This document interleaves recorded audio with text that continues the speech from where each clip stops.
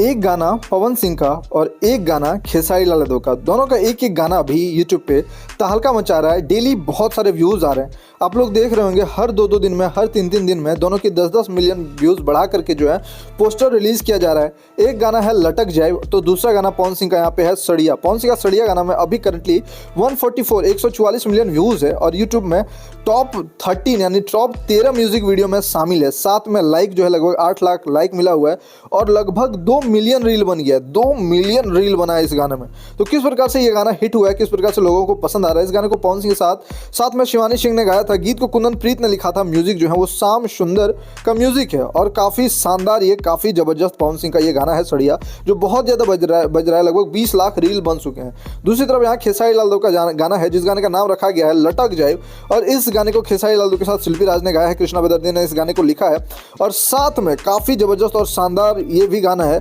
और इसमें 41 म्यूजिक मिला है, 41 मिलियन व्यूज़ मिला है। 41 मिलियन यानी 41 मिलियन व्यूज़ इसमें मिला है। रील इसमें लगभग 4.5 लाख के आसपास, 4,15,000 रील यहाँ पे बन चुका है।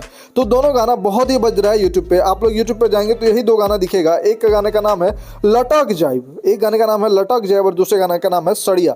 तो दोनों गाने में आपको सबसे बेहतरीन गाना कौन लगा है? अभी दोनों गाने में काफ़ी ज़्यादा कॉम्पिटिशन चल रहा है, लेकिन अभी आगे जो है पवन सिंह ही है।